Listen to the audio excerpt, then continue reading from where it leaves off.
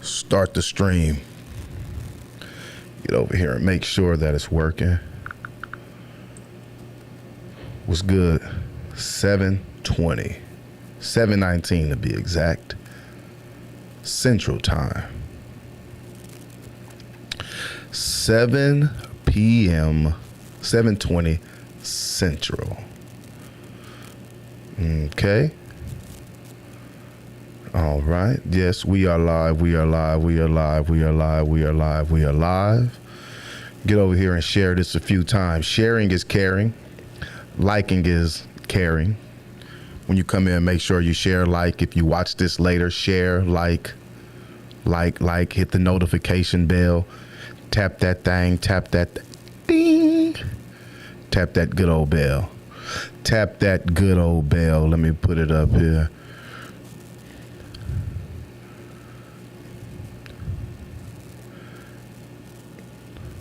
Hard talk to have. This Breonna Taylor thing is a hard talk to have. Hard talk to have because so many different people are creating narratives that fit their own personal interest instead of the narrative of the truth.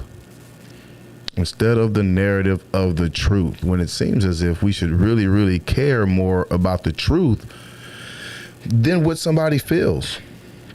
We're going to get into that right now. I want to talk about that. We're going to talk about that because the Breonna Taylor case, the whole thing has been it's been a roller coaster up and down. And I was talking to my mother this morning and we were talking about some things, and she said there were just certain things that aren't known, that aren't widely disseminated. And the reason is I think certain things aren't widely disseminated is because everybody's lying. And when I say everybody, I don't mean the people who don't know all the information or the people who are receiving information, but people who are giving information out that benefits them. If it's their bottom line, if it's them getting more attention, more viewers, this, that, and the third, in every single way, all the way around, it's something that we're seeing. It's something that we're seeing. So we're going to talk about that. I want to get into it a little bit. I know it's a tough conversation. Anytime you're dealing with someone who has been killed or passed away, then we have these things going on with the police and police officers, and there's already a mistrust. Not just for the police officers, in this case, the Attorney General of Kentucky, David Cameron, a whole bunch of things. So let me share this a couple times. Like I said, when you guys come in, hit the notification bell, tap it one time, tap, and hit that subscribe if you haven't done so. Hit it like you never did it before. I make up songs every now and then when I'm doing this. I make up songs. When it came down to Breonna Taylor, I didn't want to even speak about it too much. I went on the radio about 2 weeks ago and somebody called, and he called 3 times, 3 separate days. And he was like, hey, talk about it. And I said, well, it's kind of hard because it's tender right now. And it's still hard to talk about it, but we're going to do it. Let's tap on in. We're going to jump in right now. What's going on with you guys out there? If anybody watching, wave your hands in the air. No, don't wave your hands in the air. Let me know if the sound is good, if you guys can hear me. What's going on? Hey, Mom, how are you? Happy Friday. I hope all is well. We're going to talk about this. We're going to talk about Breonna Taylor and the Breonna Taylor case. And it's a very hard topic to talk about because here, I'm going to turn on, I'm going to do this. Put myself on a timer. All right. The hourglass. Somebody lets me know when the hourglass get low. I got to get out of here. So Breonna Taylor is a very tough situation to talk about because at this point in time, everybody is, and when I say everybody, I don't mean everybody in the world. I don't mean everybody with an opinion or everybody with something to say. But I mean people who have a good grip on the case and know details of the case. A lot of these people are only releasing the details that are good for their narrative. And when this is happening, it all depends on who you listen to for your truth or what you think is the truth. What I've been noticing lately, and not just lately, for a while, is that people lie through omission. They lie through omission by not giving you certain information, so you can't come up with a full, real, well-rounded decision or even know how you feel. And we exert so much energy and emotion based on things that we really, really don't know about. There's a lot of stuff in the Breonna Taylor case that we are still figuring out. So I want to go through and I want to break down and bust down a few things real quick, because I'm going to start right here. I'm going to start by saying this. No, I don't think that she deserved to die. I don't think that she deserved to be shot. I don't think that, I'm not going to say I don't think anybody deserves to die. I'd be lying. I don't think that she deserved to die. And I'm not the arbiter of death. I can't say who dies and who don't.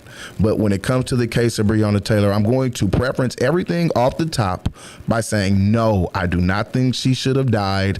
And, don't get yourself all frustrated over what I'm about to say. Just let's walk through this together and fact check things. I encourage anybody to fact check things for themselves. A great way I look at these cases every day, every single day. Every day. There's 998 people who were murdered or killed by the police in 2019. And it always hits me. It occurs to me. I say, well, how do they pick which cases to tell people? Out of 998, we might hear about 10 of them, 20 of them. And it'll be every year we'll get about 6 or 7 of them that are very prominent. But that's a very small percentage when we're almost talking about 1,000, right? And so I want to go over some things when it comes to the Breonna Taylor case. And I'm going to tell you also before I do that why this is hard. It's hard because at this point in time, a lot of people, especially people like in this content creation world that try to create content, when you try to create content and you try to do a thing where you're getting a mass appeal, you find yourself doing what the masses want you to do, whether it's wrong or right. I've been noticing that as well, even when it comes to a lot of celebrities and stuff like that. They're doing and saying whatever's popular. They're saying whatever it is to ride the wave because everybody's afraid of getting people to delete them on Twitter, because we do live in a place and time where we have a lot of followers. People are followers. On social media, it is literally called followers. When you go somewhere, they say, how many followers do you have?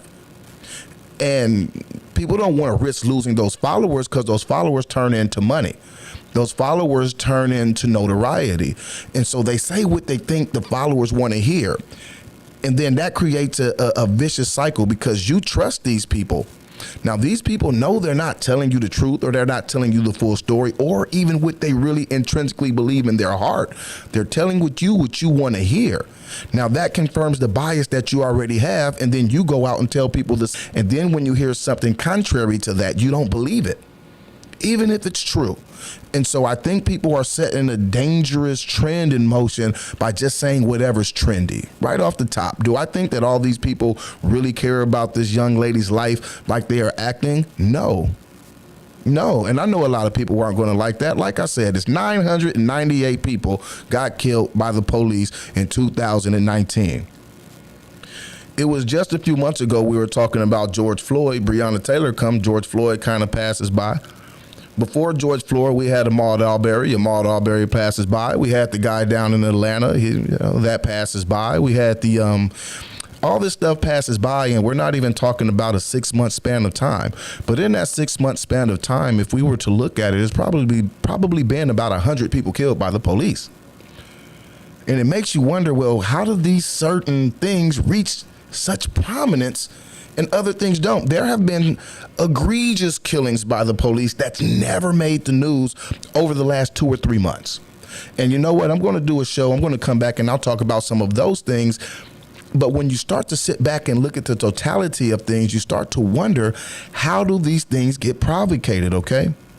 And so when we are talking about Breonna Taylor, these are a few things that I notice. And again, I'm not saying this because I'm saying I think that she in any way deserved to be killed off the top, because I think that is a knee-jerk reaction, or anytime you say something that isn't in a popular narrative or that doesn't codify what somebody else feels already, you're looked at in a negative light. Even if it's the truth, people will call you crazy even if they can't call you wrong. And so Breonna Taylor, this is something that I want to start with. The notion that she was in bed, sleep in her bed, and she got shot. Okay, she wasn't asleep in her bed. She was not asleep in her bed. And the reason that these hashtags come out, and the reason that these, sayings and chants come out, the mantras, is because one, it's catchy, and two, it grabs you by the emotion. Because just on its face, if you just hear a black woman sleeping in her bed, the police barged in her door and killed her, shot her in her sleep. Now, that is the narrative that was given to us. And so that's traumatic. That's traumatic. That is traumatic, especially for people who have taken constant losses to the justice system. Especially in a time where we keep seeing, all this stuff about blackness to where we're always the victims. It's almost like it gives us a victim mentality of a sort, because we're always looking at things like victims. And oftentimes we are victims. I'm not trying to take anything away from that. And this is why I want to make sure I'm careful in what I'm saying. But when it comes down to these narratives, the narratives are there to get your emotions.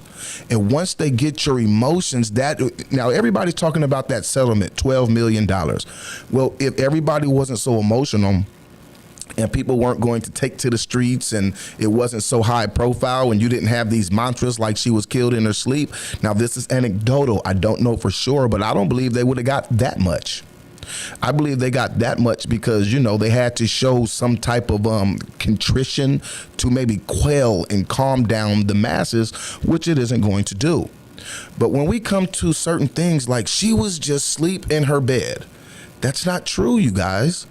That's not true. And for somebody to say that, you would have to ask yourself, well, why aren't they just telling me what happened? Why are they trying to make me feel a certain way? So right off the start, you should wonder, well, who's giving me this information and what do they have to gain by only telling me something that they want to hear? Now, somebody's going to say, Tyrone, where do you come up with that with? And I'm going to give you a couple of sources, and you could go check these sources at the same time yourself. There was a 39-page memo that was leaked. And in the 39-page memo, the boyfriend said it himself. Okay? The boyfriend that was there with her, not her ex-boyfriend. And not just on that, in her boyfriend's interview with the local newspaper, I'm not talking about CNN or Fox, the local newspaper, right after it happened, he said, "We were sleeping in the bed and we heard banging on the door. So we got up and got dressed and went into the hallway. We went into the hallway and Breonna kept saying, 'Who is it? Who is there?' And nobody answered. So she couldn't have been sleeping in her bed if she's in a hallway yelling, 'Who is it?'" See, the discrepancy at this point now is, did they answer? Did the police answer or did they not answer? See, that I have no answer for. I don't know. But far as the knock, the boyfriend said that they knocked. In fact, he said they were in bed and I guess they were watching the TV and the TV was watching him more than he was watching the TV. Okay? And so this whole notion she was asleep, it's literally not the truth. But again, that is there to pull on your heartstrings. But why does your heartstrings need to be pulled if you only want justice, right? So now what you're looking for justice is on a false pretense of what justice should be. And I'm going to get to it later, but I think we're missing the point completely. We're missing the target, and I think we always miss the target because we react. We react before we take in any information. And what I have been learning is this: if your favorite anchor doesn't tell you, then you don't think it's true. But if your favorite anchor doesn't tell you information that is true, when you later find out that this information is true, do you question and wonder, well, why did they not tell me that? Why are they letting this narrative of Breonna Taylor being asleep in the bed, black woman killed while sleeping in the bed? And we have people making these fiery speeches and these very articulate, passion-filled statements and posts and rants, and it's all understandable. It's understandable because that's what they were told. But at the same time, we're not reading. We're not reading these things for ourselves. We're relying too much on other people's account who have something to get by our emotion. They gain something by our emotion. See, when black people get emotional in these things, in these killings, we start tuning in to stuff more. We tune in more to the news. We tune in more to the opinions of people. You even have black bloggers and people who do what I do, who take this opportunity to make a career. And it's very easy to make a career if you just say, it's injustice, it's injustice, it's injustice, and you talk about it and you rant and you rave, but you're just saying other things that you heard, but you're leaving out details. And so that really, really makes me wonder, like, why are people still saying she was just sleep in the bed? And again, she did not deserve to get killed, but we do deserve to know the truth in the scenario. So again, you guys could go look it up. Look up the interview with her boyfriend in their local newspaper in Louisville, where he said we were asleep. So he said we were falling asleep. Somebody knocked on the door. They were banging on the door. Bang, bang, bang. He said we get up and get dressed.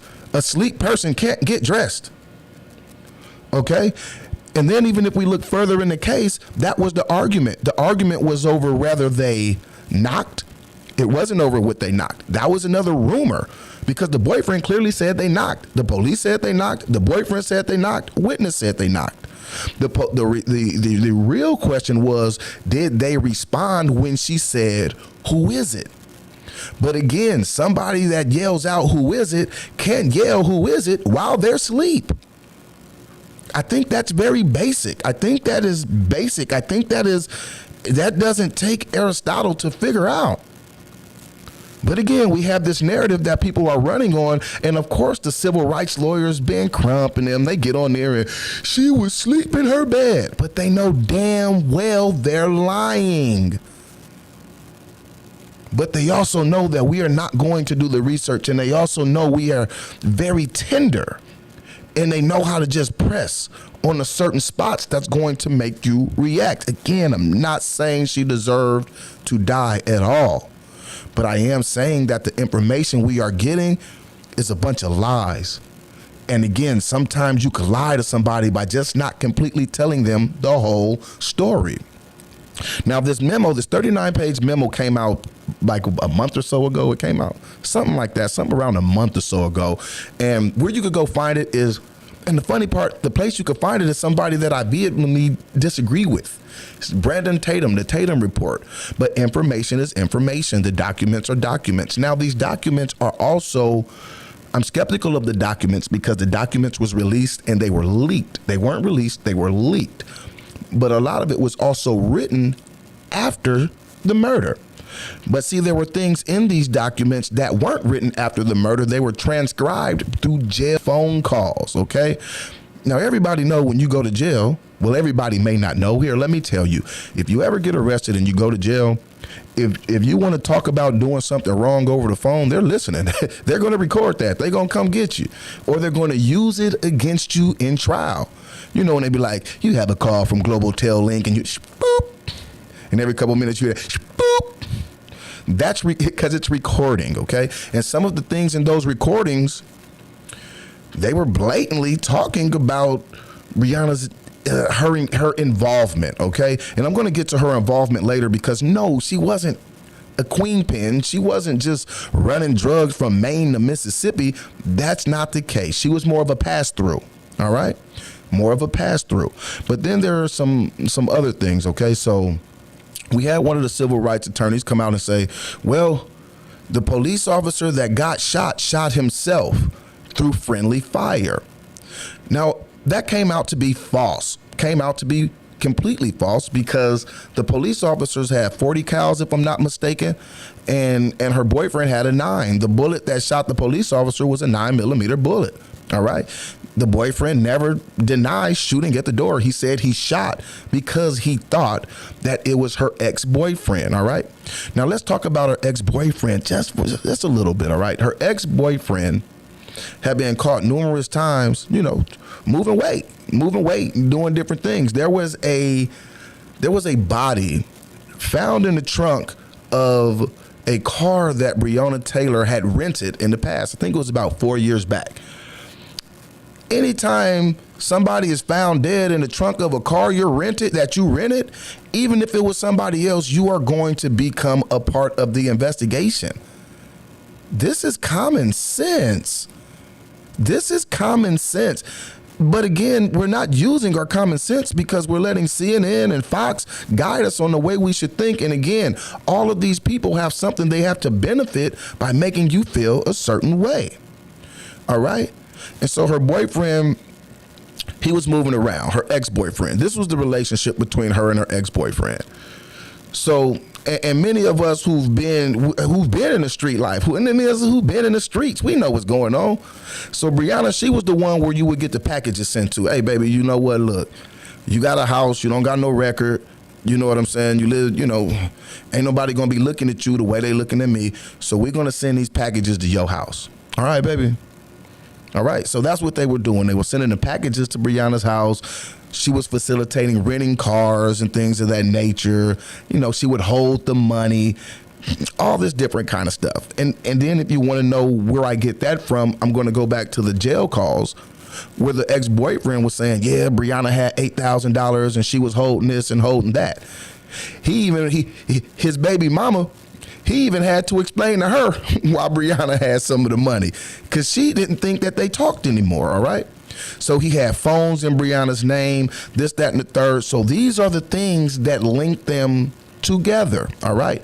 Now, when Breonna Taylor's home got raided, there was 4 other homes that was raided simultaneously. It wasn't just her house, all right? They were trying to pick up a whole network of people.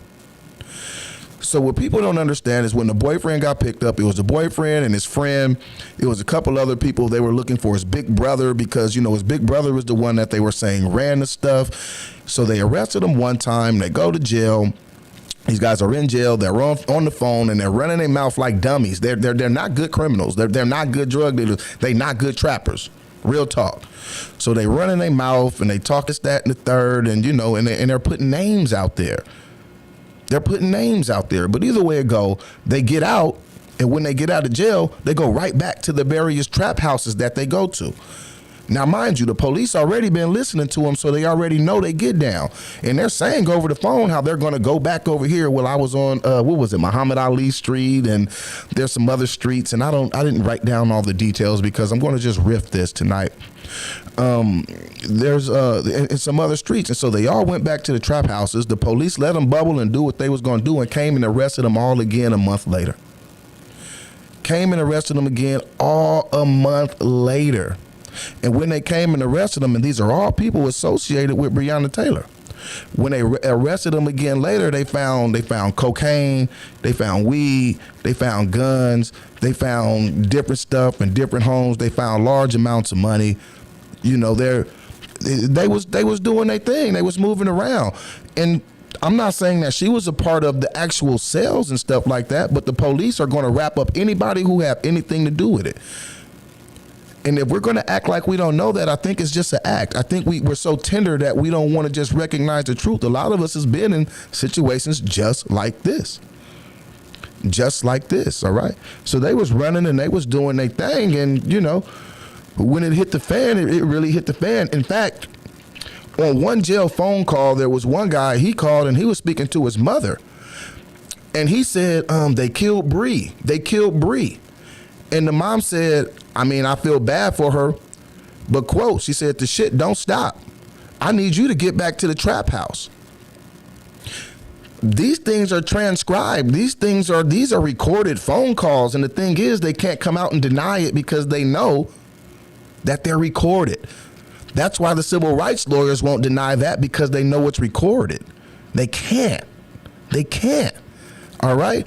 And so that's what I'm saying. There are several things here that we're jumping into, but let's just back up a little bit. Now let's go down to the actual shooting. Now I hear people saying justice for Breonna, and justice would be the police officer that killed her going to jail. All right. Whew. Now this is why it's hard, because this is where it gets tough. Based on the law, based on the fact that we live in the United States of America, and based on, again, I'm going to use the word common sense, well, the words common sense. I have been in a police raid before, and I don't know if any of you have, but this is what it goes like. Normally they just come in, they just beat down the door, boom, and they come in. Now them knocking in the first place on a no-knock warrant, all right, I don't know, that's a little different. But this is one thing I know for a fact. For a fact, if the police come and they bust down my door and I start shooting, they spraying. They're going to spray. They are going to kill you. They're there to arrest you. And if you pose any type of threat, they're going to kill you. And we're acting like we don't know this. There was nobody in their right mind. If you spoke to lawyers behind the scenes, and I did, they always say, no, there's no way that they're going to indict these police officers. They said, think about it. After the boyfriend admitted shooting, what are they going to do? What are they going to do? They're standing outside and they're about to go in, and as they're going in, somebody shoots. Of course they're going to shoot back. That's what police do. That's what police do. And so the negligence, in my opinion, it's not even on the police officers, and it's not that I'm caping for the police officers, but they were doing what they were told to do. They were told to go there and serve a warrant. Now, this is the problem. The problem is, if you read up, it says that when they got the warrant, they called it they said it was a non-threatening warrant. They believed that she would be in the house by herself, although they didn't know if she was going to be alone. No, they didn't know if she had kids, and they didn't know if she had pets. Now, that makes me think this investigation that you guys have been doing for 4 years, and now you want a warrant to go to bust into these 5 homes. Only 4 of them got raided, but there was a 5th that they didn't raid because Breonna Taylor was killed, right? The problem is, when they wrote that warrant, they should have known that there was a legal gun owner in the home. A legal gun owner, which means he had the right to carry the gun. And if you have a right to carry the gun, you feel like your life is in danger, you have the right to shoot. They should have known that, and maybe they would have approached it different. Now, do I think they would have approached it different? No, I think they would have knocked it all. I think they would have just tried to catch him by surprise, because that's what the police do. They normally are surround the house, try to catch you by surprise and bust in when everybody's asleep late at night or when they know somebody's at home. That's what they do. That's what they do. But the problem, in my opinion, is there. It's whoever didn't do the due diligence to know that she wasn't home alone. And then we talk about these no-knock warrants and these different warrants and the way that they proceed. There was somebody killed in Houston, and they went to the wrong house and laid them out on a no-knock warrant, right? Stuff like this happens, and it happens all the time, but we should be focusing on that, the no-knock warrants. We should be focusing on the threshold it takes to get a warrant. Now, let's talk a little bit about the warrant. Yes, Breonna Taylor's name was on the warrant. Yes, they were there to get her. On the warrant, it had her picture, it had her social security number, it had her name. They were there, and it had a list of drugs to look for. So they were there specifically for her. Now, her link with her ex-boyfriend was because she was still getting mail in his name. Now, she wasn't currently messing with him back and forth and doing stuff at this point in time, but she was doing stuff with him so long. We have to remember that this is a 4-year investigation. When they decide to come and get everybody, when they run down, they run down. Now, this is my opinion. The reason that they were still going to run down on Breonna Taylor was because she had so much information she could tell on the organization. She could flip on them. This is a very common tactic that the police use. So rather they arrested everybody else, they were going to come and get her too. And again, that's my opinion, because that's what the police do. They want you to turn on each other. So they're going to get everybody wrapped up. And you know who they're going to put the most pressure on? The person that got the most to lose. And based on what I'm looking at on the premises of this case, Breonna Taylor had the most to lose. She didn't have, her record was clean. You know, she had things going for herself. She had her own place that she was sharing. She had a roommate. Her sister was her roommate. And I don't know if a lot of people are even talking about that, but her sister was her roommate. And, so there were things going. And like I'm saying, if I'm on the streets, if I'm hustling, if I'm doing my thing, if I'm selling dope, I need somebody with a clean name. I need somebody with a clean image to pass everything through. Now, if we think that she didn't know any of that, I don't know if we're being intellectually honest. Especially people who know these things, who have been through these things. Anybody who spent a second on the streets or in the game, you know exactly what I'm talking about. And those who haven't, I'm sure that I make a lot of sense right now. Now, whether we want to agree with it or not is different, because you don't always agree with things that you feel on your inside because your brain is telling you to believe something different. All right. Yes, Rick Timms, a legal gun owner with no criminal record. Absolutely. He had no criminal record. And I really feel bad for him, because just think about it. You in there, you laying down with your girl, and somebody come beating on the door. And you get up and shoot. And when he shot, he said it was because he thought it was her ex-boyfriend. Now remember, she had rented a car. She says she let her ex-boyfriend use it. And there's a body found in the back of the car. Now, we from the same hood. We from the same neighborhood. I know that your ex-boyfriend, I know he a D-boy. I know he's not a D-boy alone. I know they have a whole crew. And I know they be doing things. They running things. They said that the boxes would come to Breonna's house, and then the ex-boyfriend would come get the box and go to the trap house, and the trap house would go from nobody there to a line being wrapped around the corner. We know what that is. We know the game. We know what that is. But no, she didn't deserve to die. I'm not saying she didn't deserve to die, but I do think that we need to know all of the information so we can know how we want to feel about things, because again, she was asleep in her bed and they just busted in and shot her. That's not true. The police were outside waiting. Where was it? For over a minute, a couple minutes after knocking on the door. They did not just run up and come in. They didn't. And so again, let's get back to the officer. You're an officer and you're there to serve a warrant. Knock on the door. And again, there's a discrepancy whether they answered and said they were police and if they didn't. And I have a hard time believing that they answered and said because I don't know this man, but I don't think that most people in their right mind are going to just bust a shot at the police. Remember, this man don't got no criminal record. And he had a legal right to carry a gun. So what is he running from? He's just trying to protect his girl. So I'll be honest with you. No, I don't believe that they announced that they were the police. But again, that's where we have to recognize what the law is. They didn't have to. They didn't have to. And so when we get these people out here provocating these things again, these are attorneys and stuff that are telling you they didn't knock, but they also know that they didn't have to. They didn't announce themselves, but they also know they didn't have to. But they're not telling you that because our common sense is going to say, well, why didn't they announce themselves? Because they didn't have to. So whether they did or not is really asinine. Because again, if we got a problem, we got to look at the laws and the way that the laws are set up. So if we want these warrants to be executed in a different way, it has to be stated in the law that they have to clearly let the people know who they are. They have to clearly identify themselves as police officers. And I'm going to say the reason why I think they will never do that is because they're going to say, well, that's going to give the criminal a jump on the police officers. Remember, a raid is supposed to be what? Surprise, we're here. It's not supposed to be, hey, you guys, we'll be there around 4. Make sure you guys got everything we're looking for. So that is going to be the discrepancy in that little situation right there. And again, I've been in raids. 1, 2, 3, 4. 4. So, at what point in time can you talk about something like you know what you're talking about? At what point in time can you talk about something like you know what you're talking about, all right?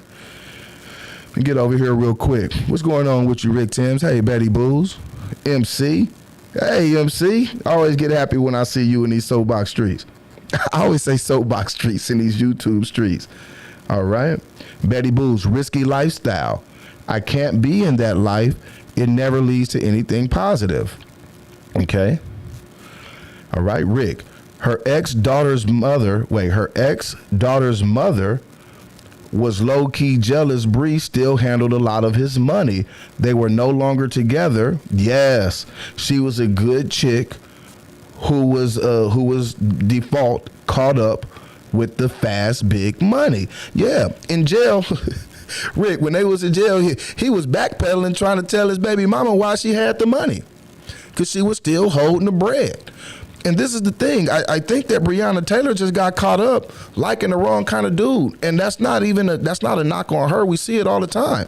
You get with somebody, you like them, they get to asking you to do stuff, and you kind of fall into the lifestyle. You kind of fall into it. We've seen it 100 times. Even back in the day, you'd be in high school, you'd be like, hey, baby, let me use your car. We know what it is. We know what it is. The things, it's just life. It's just life. But did she deserve to die? No. And I'm going to go back to why. I don't think she deserved to die. One, because she was a human being. Two, she didn't do anything to directly hurt anybody. She wasn't out there hurting nobody. She was trying to be a good girlfriend, in my opinion. And then she was just, just kept it moving, kept it going. Now, again, there was one point in time where the ex-boyfriend was being tailed. And so they put a tracking device on his car. So then he had a Charger. Then he went and switched out Chargers and got another Charger, got a black Charger. And if I'm not mistaken, she got that one for him as well.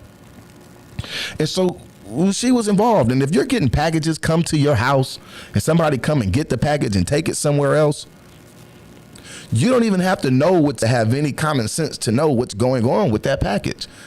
And so I can't sit here and honestly say she didn't know anything. But again, we have people that want you to believe that, because if you believe that, then you're just going to be even more outraged, and you're going to take to the streets, and you're going to just stir up more emotion, and you're just going to go. Because first she was killed in her sleep, and she didn't have nothing to do with it. And there was also a false rumor going around that the police went to the wrong home. That wasn't true. Again, her address was there, her picture was there, her social security number was there. It was not the wrong home. But again, they will propagate these falsehoods because, again, now let's add on to it. She was she was killed in her sleep. All right. She didn't know anything that was going on. You see what I'm saying? It was friendly fire, and that shot the cop, and all these things are patently false. All right. But again, the problem lies, in my opinion, with getting the warrant in the first place and not recognizing the severity of having somebody in there who's a legal gun owner. If you find out somebody's a legal gun owner, you're gonna approach it with the notion that gunshots may go off. If I know somebody got a gun in their house and I'm about to go break in, I'm probably not gonna do it. If I know somebody got a gun in their house and I'm a cop and I'm going to serve a warrant, I would be more likely to let them know that we're here so we don't have to get into a gunfight. But I don't know if that's what they chose to do, because again, that is the part that is missing, is the actual part about whether they answered or not when they knocked on the door. All right. So again, you guys, this is why these conversations are very hard, because it's very tender. We're seeing a lot of stuff going on, but we're being lied to. We are being lied to a lot. The media is lying their asses off, and I do not know why. And it's funny. Let's look at it like this. Oftentimes when things happen to black people in America, especially like a police murder or when somebody gets killed, let's use Trayvon Martin. Trayvon Martin, he didn't get killed by the police, but he got killed by a wannabe police officer. But they made Trayvon Martin look like the bad one. They talked about him smoking weed in school. But when it comes to Breonna Taylor, they're acting like she didn't know anything. She was asleep and they just killed her. And it makes me wonder, well, why such a stark change? Why? There's a perpetual pattern of making victims look a certain way, but now all of a sudden, these people are angels? And I'm not saying she wasn't an angel. I'm not saying she wasn't a kind woman. I don't know the woman at all. What do I think is going to happen after this? I think that her mother is going to become an activist. I think they're going to put her on a stage at the DNC or something like that, and she's going to get up there with other victims' mothers. And it's going to be the same narrative. It's the same. It's the same drum beat that we go through all the time. It's over and over and over and over and over and over and over. And we lose track of focus. This is how much we lose track of focus. Ahmaud Arbery, what was that, like 3 months ago? And we were outraged, rightfully so. Do you guys remember how there was a, what was it, the district attorney that passed the case because they didn't want to have nothing to do with it? No. They told the police officers not to arrest those guys and was hiding evidence. Well, that district attorney is up for re-election, but you guys ain't talking about that. As concerned as everybody was, a part of the reason that those men who killed him in the first place weren't arrested, the district attorney who told them, nah, don't arrest them, go ahead and let them go, and hid evidence and then passed it along to somebody else, up for re-election. But we're talking about something else. See how fast we move on? You see how fast we move on? And it's because we're constantly bombarded with all this stuff. Even in Ahmaud Arbery, I mean, let's be honest. He was just jogging. You killed a boy while just jogging. These narratives are false. They're not true. And what that does is it makes us look crazy when they end up showing everything that happens. And I really think that the media does that on purpose. The media will have, say, body dash cam video or body cam video. They'll release 1 second of it, one little clip of it to give you a narrative. And then when we burning down the city and going crazy, 30, 40 days later, they release the whole thing and we'd be like, oops. But by then it's too late. We're not going to take back the stuff we said and the stuff we did, and the people who propagated it in the first place, they're on to something else, so they're never going to apologize. And then that stuff just sits. It sits on your mind, it sits on your heart, it sits on your soul. Then the next thing happened, because it's going to happen. The next thing happened, but you haven't recovered from the last thing, and you haven't even found out yet that the information you were getting was false yet. So now you're on to something else, and you're holding on to this hurt from the last thing, and then the same thing happened, and then all this hurt and frustration compiles. So yeah, you guys, there's a whole lot going on in the Breonna Taylor case. Now, if you guys didn't know this stuff, you should be asking yourself why. You should be asking yourself why. I mean, wall-to-wall coverage. NBA players are out, justice for Breonna Taylor. And I want to know what justice is, because if justice is that police officer that shot her going to jail, you guys got to change the system for that. There was no way he was going to get prosecuted again. If you're going to go serve a warrant and somebody shoots, you're going to shoot back. The police are going to shoot back. And that's not against the law. In fact, the laws are meant to protect the police officer. It's not meant to protect you. It's not meant to protect you. And you know that. We know that. We know that as a country. All right?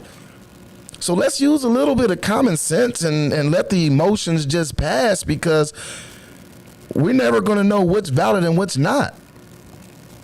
A lot of these people who are out here doing this stuff, they're doing it's because it's popularity. It's popularity. Do you know how hard it is for me to sit here and tell the truth of the matter, all of the matter, instead of me just getting on here and saying, justice for Breonna Taylor, justice for Breonna Taylor, justice for Breonna Taylor. If I did this, if I did that, the amount of people who was on this video 5 minutes ago would probably still be on here, plus more. It's very hard to sit here and tell people things that may go against the narrative that has been given and having them feel a certain way. It almost makes me feel like people like being in an the emotional state, or learn to be in an emotional state so long to where you get used to it and anything else just don't quite feel right. Now, when it comes to Breonna Taylor, again, I don't know the lady, and so I can never say what kind of person that the lady was, but do I think she deserved to die? No. They were in a hallway. This is what I want you guys to, somebody answer me this if you can. They were in a hallway, and we know a hallway is a hall, right? Which means it's a tunnel. It's narrow. The boyfriend said that he and Breonna Taylor walked to the hallway, and she was asking who it was. And after a while, after no answer, they started to come to the door, and he shot. So he was in the hallway and she was in the hallway. He shot and he didn't get hit at all. So did he shoot and then duck? And when he shot, did she freeze because she wasn't expecting a gunshot? And that's how she got shot? It seems like there's so much more to the story, but nobody's talking about it. In fact, if you want to look up those, if you want to look up the 39-page leaked, I want to make sure that I emphasize leaked because it wasn't released. The leaked memo, this is how cold of a game it is. The guys that they arrested from the other raids and her current boyfriend at that time, they put them all in the same holding cell. They put them all in the same holding cell. And while they were in the holding cell, her ex-boyfriend, he called either his sister or his mom or his baby mom, and he was saying, yeah, he the one got her killed. He got her killed. He shot at them people, and they shot back, and he jumped out the way. They shot back, and he jumped out the way. He got brain matter on his shirt. And that's the part that got me to thinking, well, if two people are in a hallway, limited space, a hallway, it's a hallway. And if they're in an apartment, I doubt the hallway is more than 6 feet apart, wall to wall. Let's say 12 feet. They're in a hallway, he shoot a shot, only she get hit. Something to think about. Something to think about. Something to think about. All right, young Tebow Thunder, what's up with you, man? What's happening with you, man? Yeah, what's happening with you, man? Thug Nasty, very informative. Thank you. Keep speaking the truth. Up until recently, I always thought she was asleep in her bed and shot while sleeping. Yeah, and Thug Nasty, what's up with you? It's my brother. That's the cold part about it, man. Like me, I feel played. I feel played. And it's not that I feel played today because I've known this for a while. In fact, I spoke on it. And when I spoke on it, I got so much backlash. And it sucks because now in 2020, your own race will cancel you for telling the truth because Don Lemon told him something different. Yeah, I said it. And you guys know it's true. People will cancel people. Black people will cancel other black people for telling the 100% truth. And again, they'll call you crazy, but they can't call you a liar. They'll call you crazy, but they damn sure can't call you a liar. And everything that I'm saying is factual. Everything that I'm saying is factual, all right? Yes, he was like he sat up in there like he didn't get that girl killed.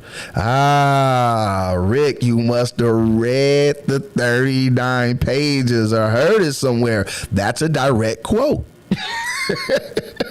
That's a direct quote.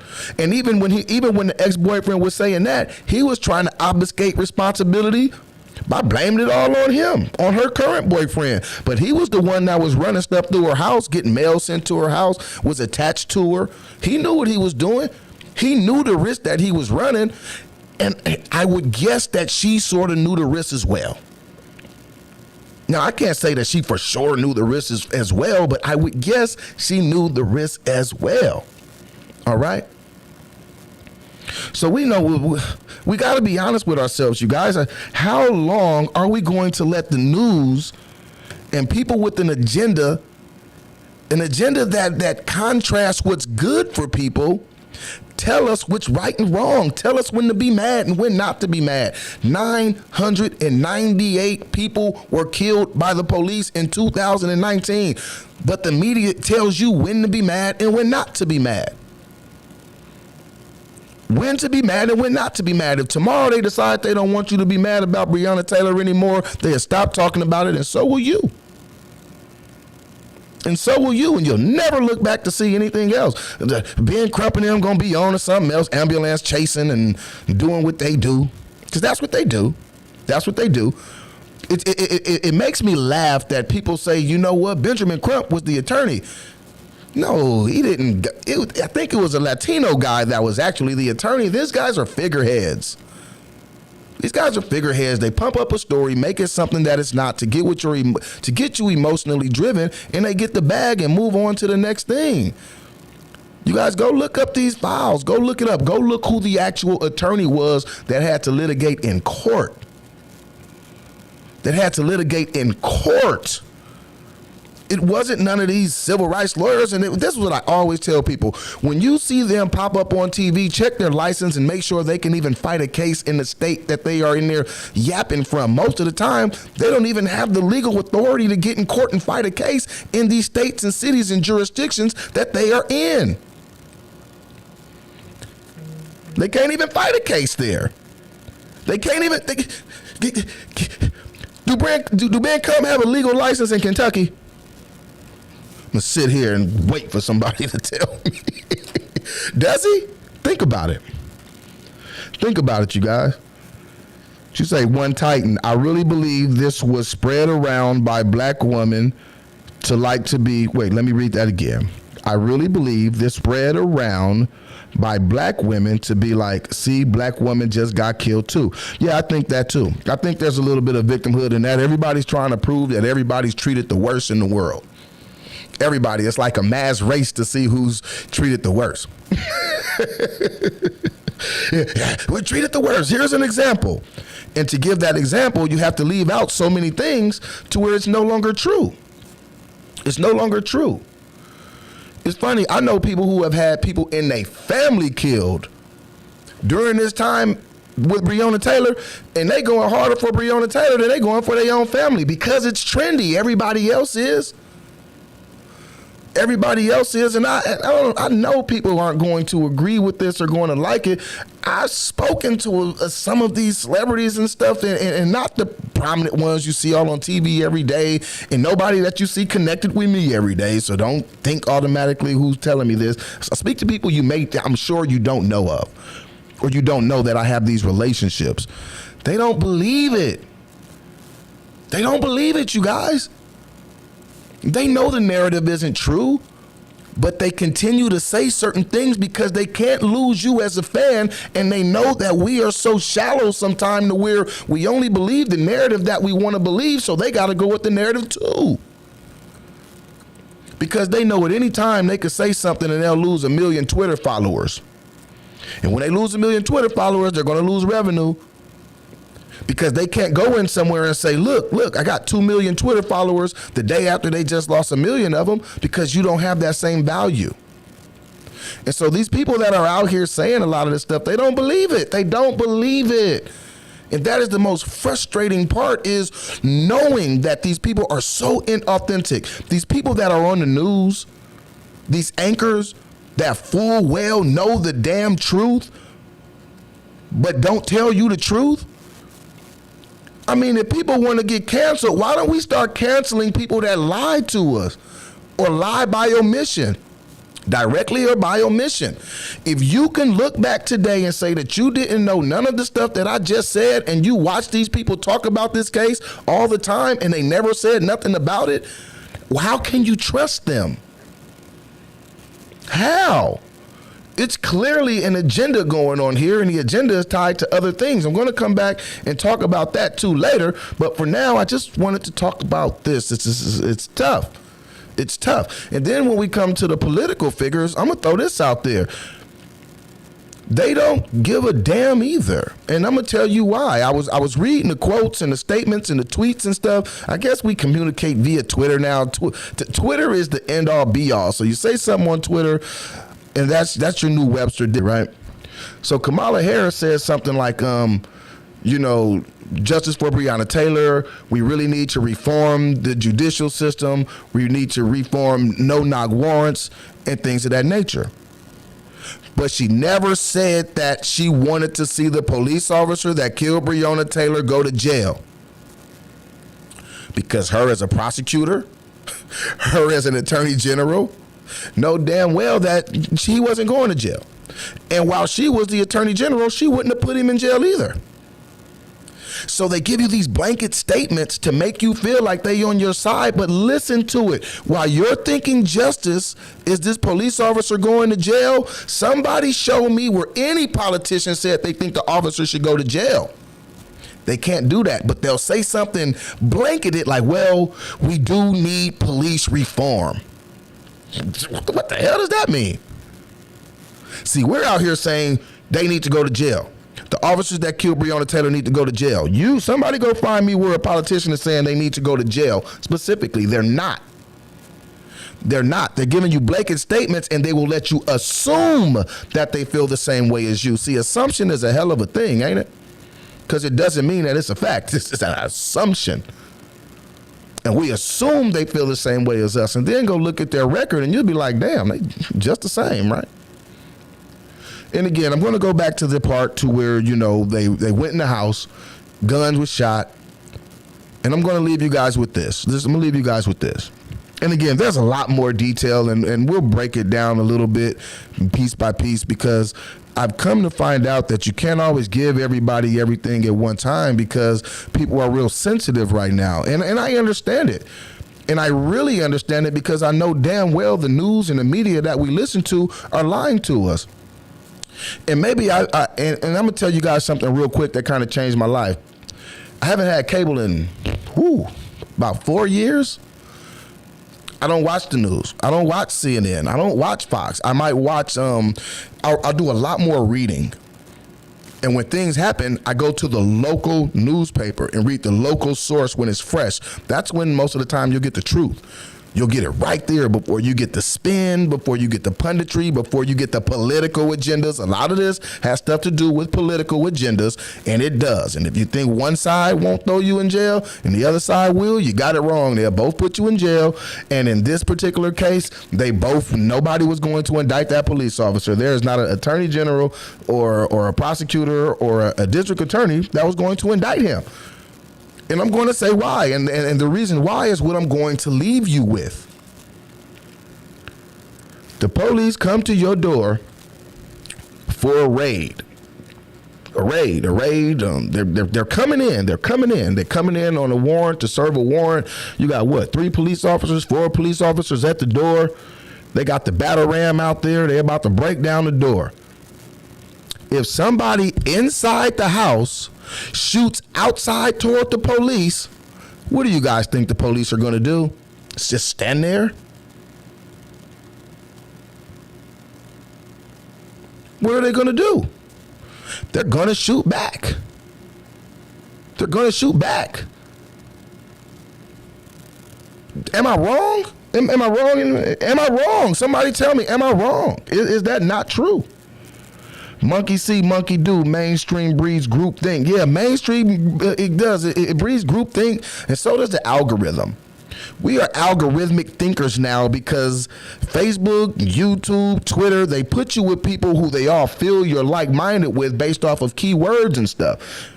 So if you put free Breonna Taylor or justice for Breonna Taylor, they're going to put you in a group of people where everybody is saying the same thing. It seems like an echo chamber. You believe in your head that everybody in the world feels the same way as you, but that's only the 300 people you communicate with on Facebook. But that's what they're doing. We're living in an algorithmic world where we're just basically, we're pawns to an algorithm, you guys. We're pawns to an algorithm, and all it's doing is causing such a divide. It's causing such a divide to where we can't see the forest from the trees, nor do we care to. I don't think we care to. I think sometimes people just want to be pissed off. Because you won't take the time to just, tap the brakes a little bit and let's look into this stuff. And so again, you guys, that is where I wanted to end, but I wanted to see if somebody could tell me that that's not true, right? I wanted to see if somebody could tell me that's not true, okay? If the police come to raid your home, I've been in a raid. And I know damn well if I shot outside that door and they didn't say nothing before they came in, boom, door come off the hinges, front and back. If somebody was to reach down and shoot, it's going to be a massacre in that thing. It's going to be a massacre in that thing. She deserved to die? Nah. Are we aiming at the wrong things with our anger and frustration? Yes. We need to change laws, okay? We need to make sure that the police can't get away with lazy police work, all right? They should have known that a legal gun owner was in that home, which should have made them approach differently. then we wouldn't be having this conversation. So if you want to charge somebody with homicide, the people that I think is responsible for her murder, the investigators who weren't doing very much investigating, who didn't know that somebody else was in the house. In fact, verbatim, they said that it was a non-threatening warrant, although they didn't know if she had kids in the home or a pet, which means they didn't know it was a grown man in there with a 9mm ready to protect his girl. That's the negligence. That's the negligence. This isn't a Republican, Democrat. That's the negligence right there.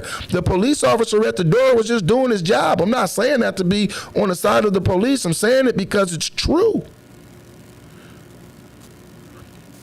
If you bust at the police, they are going to bust back every time. Not just bust back, they're going to go overboard. They are going to extinguish the threat. They don't know if you're going to shoot some more. You coming in the house and somebody shoot and the police officer gets shot in the leg, what do you think they're going to do? Press time out? Press pause? Play Scrabble? Ask them if somebody want to play bingo. Hey, you guys want to play bingo? What do you guys think? Don't let these lawyers get you guys all pumped up and stuff. That's their job, is to propagate things and make it bigger than it is so they could get a bigger bag. That don't mean they care about justice. Caring about justice is telling people what we need to do to make sure that we could get our legislators to change some of these laws.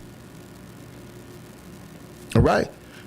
Talk to your mayor. Talk about the directions that the mayors are going with the policing and too, because who's the police boss in your local municipality? The mayor. The mayor. So yeah, you guys, hey, that's it. I'm gonna leave you guys with that. And I want to say shout out to Liz. Liz is somebody. I speak to her sometime on Facebook, and she says things so articulate, and she's so well thought. And she articulated her thoughts on this the other day, and I just wanted to give her props because her writing and her thoughtfulness in her writing is something that I can't demonstrate. So I wanted to do that. And so, hey, you guys, I hope you guys have a wonderful, wonderful evening, a wonderful night. And again, I do want you to know that I am definitely not advocating for applauding her death or saying she should have died, because there is negligence.